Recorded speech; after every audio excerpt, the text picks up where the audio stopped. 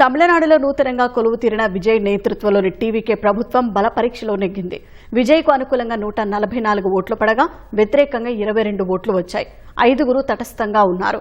దీంతో విజయ్ ప్రభుత్వం విశ్వాస పరీక్షలో నెగ్గినట్టు స్పీకర్ జేసీడీ ప్రభాకర్ ప్రకటించారు. సభ ప్రారంభం కాగానే వివిధ పార్టీల ఫ్లోర్ లీడర్లు తమ గళాన్ని వినిపించారు. కాంగ్రెస్తో పాటు CPI, CPM, BCK, IUML, DMDK పార్టీలు విజయ్ ప్రభుత్వానికి పూర్తి మద్దతు ప్రకటించాయి. టీవీకే ప్రభుత్వాన్ని డీఎంకేతో పాటు అన్నాడీఎంకే, పళనిస్వామి వర్గం వ్యతిరేకించింది.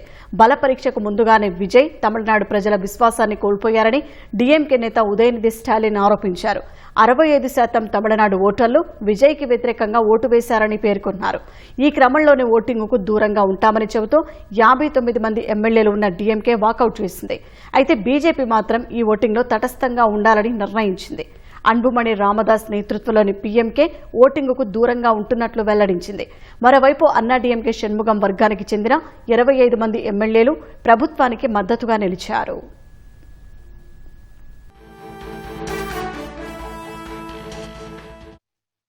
మే 13వ తేదీలోగా మెజారిటీ నిరూపించుకోవాలని గవర్నర్ రాజేంద్ర ఆర్లేకర్ ఆదేశించిన నేపథ్యంలో ఇవాళ ఫ్లోర్ టెస్ట్ నిర్వహించారు.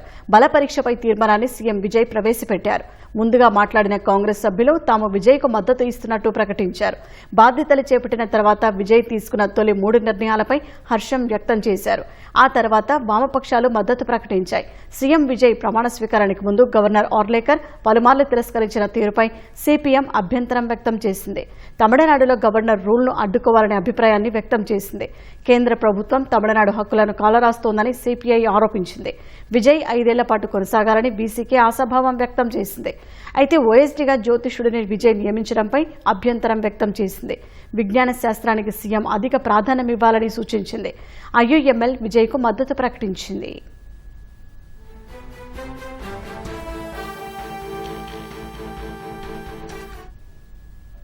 ఏఎంఎంకే బహిష్కృత ఎమ్మెల్యే కామరాజు సైతం విజయ్కు మద్దతు ఇచ్చారు. ఒక్క ఎమ్మెల్యే ఉన్న డీఎండీకే సైతం విజయ్కు మద్దతు తెలిపింది. విద్యా సంస్థలు, ఆధ్యాత్మిక క్షేత్రాల వద్ద ఉన్న 717 మద్యం దుకాణాల మూసివేత నిర్ణయంపై హర్షం వ్యక్తం చేసింది.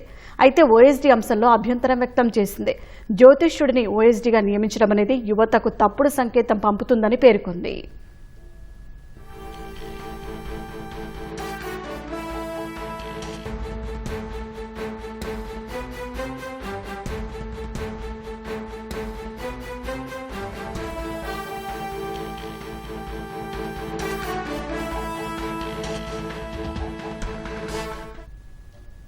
చర్చ అనంతరం టీవీకే ప్రభుత్వానికి మద్దతిచ్చిన అందరికీ విజయ్ కృతజ్ఞతలు తెలిపారు.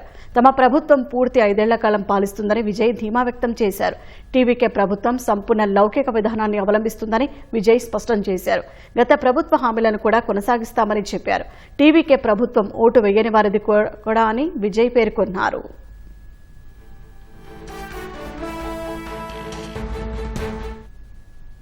తమిళనాడు అసెంబ్లీలో మ్యాజిక్ మార్క్ 118 సీట్లు కాగా విజయ్కు అనుకూలంగా 144 మంది ఎమ్మెల్యేలు ఓటు వేశారు.